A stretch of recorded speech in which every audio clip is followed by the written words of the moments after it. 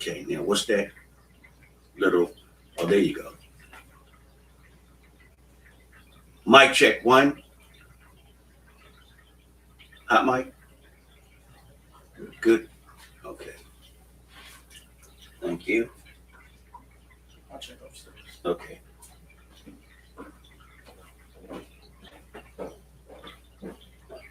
Rise in the name of the Lord, the great God of the universe, giving honor to all his true and divine prophets, giving honor to the prophet these days and times, Lord, but true Ali, Islam. Welcome to Temple Talk. I am Grand Sheik Romeo Joyner L. of the Moorish Zion Temple America, Temple number 7, Rosedale, Maryland. Please like and subscribe to the channel, and please support whatever you can. And again, welcome to Temple Talk. Before I begin this podcast, I want to put out a disclaimer. The views and opinions of the listeners and observers may not be the views and opinions of Romeo Joyner L., but they're consistent with the teachings of the Moorish Zion Temple America. Again, Islam.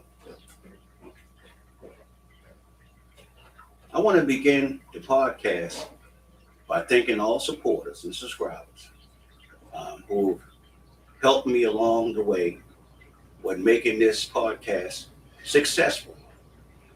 We're approaching the mark that I'm trying to reach, and I want to say to the listening audience, the purpose of this podcast is for information purposes only, and to give honor to whom honor is due.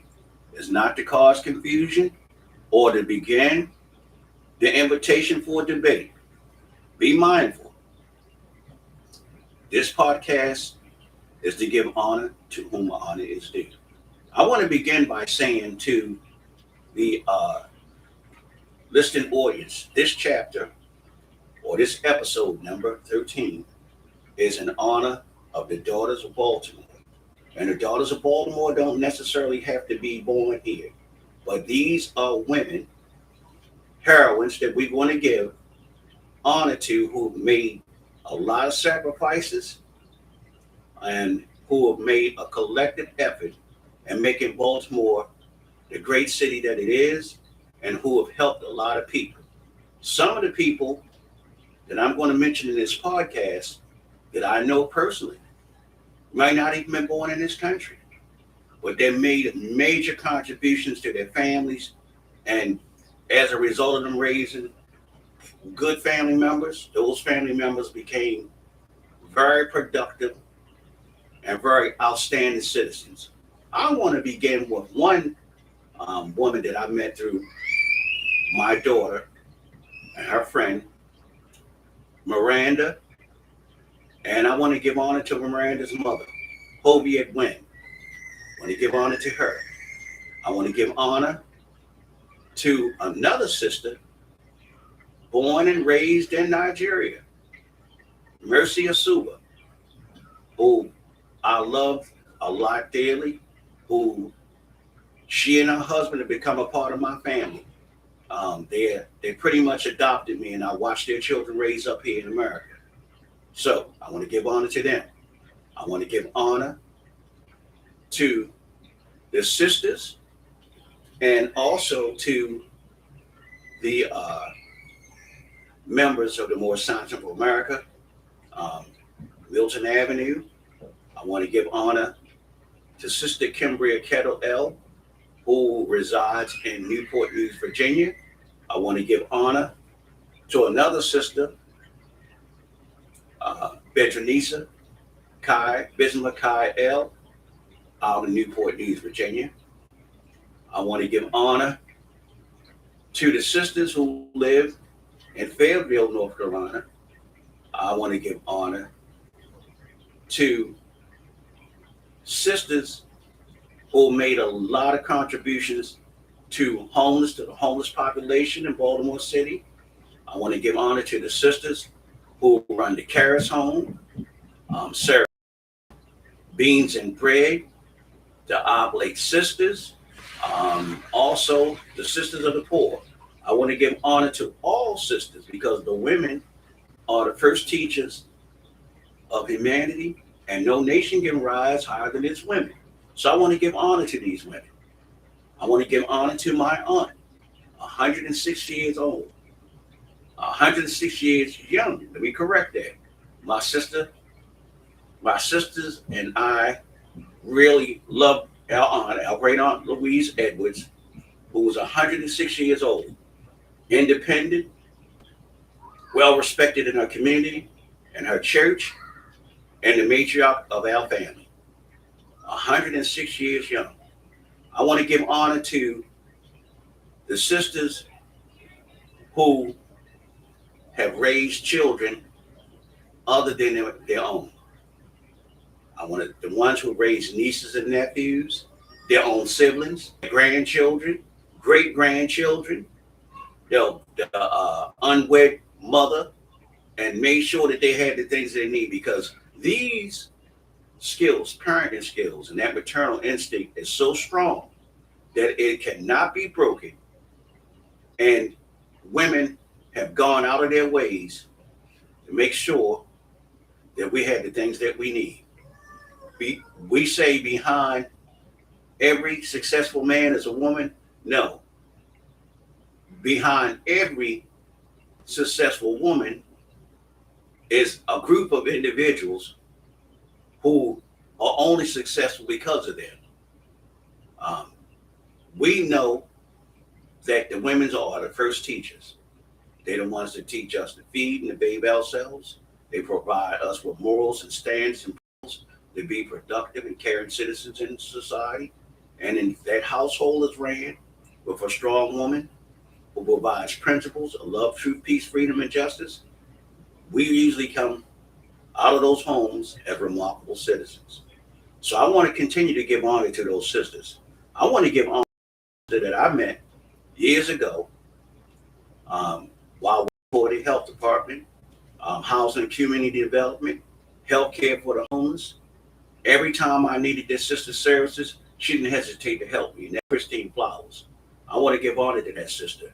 I always tell Miss Flowers, if you're in political office, I'll volunteer my services to be your campaign manager because I know the spirit of the woman.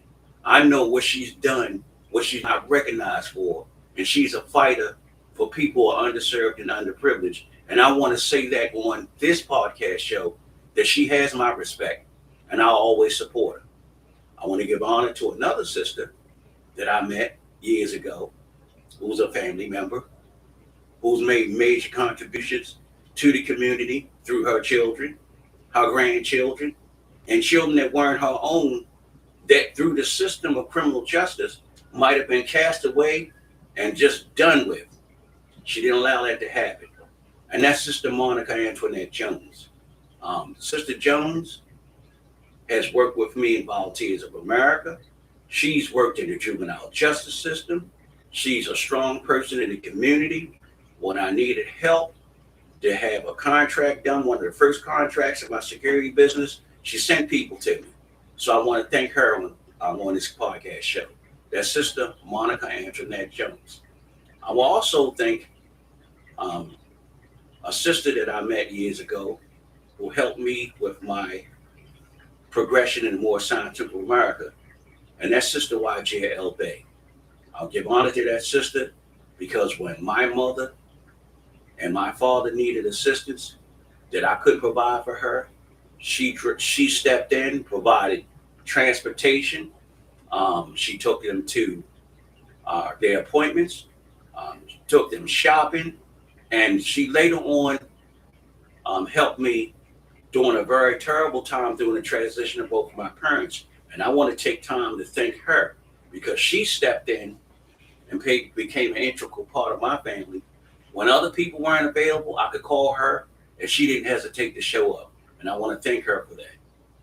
I want to thank some more sisters that I think they need to be recognized for what they do. We have a lot of people who work in government who do a lot of wonderful things for the city. I want to thank a lot of those ones, the former ones in the city council and the ones who are in the past, because There have been supporters, often not recognized and not often given their proper respect. I want to thank one particular person that I never met personally, but I know her from the work that she's done. She's strong, and I want to say to her on this podcast that you are a strong sister, you're a wonderful mother, you're a faithful supporter in your family, and you're a friend to anybody that's a friend to you. And that's Marilyn Mosby. I want to say that to her because this sister is educated, she's strong, she's intelligent, and she's what this city needs as a leader. I want to thank you. I want to also thank my siblings, my older sister, Judith Ann Joyner. I want to thank my sister Lori Joyner, my sister Helene Joyner Jordan. I want to thank them because they've always supported me. I want to encourage my older sister, my sibling, to let her know that even though you have some challenges now, we're not going to forsake you or forget you. We understand your struggle. I watched you and admired you as being your younger brother, and I love you dearly. And I want to say that for the record because I gave my brother props, but I have three sisters and I want to give them their just due. So I want to say to any sister that's listening, whether you're a blood relative, a stranger, or a friend, your role as a mother and a sister, a daughter, and a wife is often not recognized, sometimes unappreciated, but we cannot say that we don't love you and we don't know what you do for us. And I want to thank you.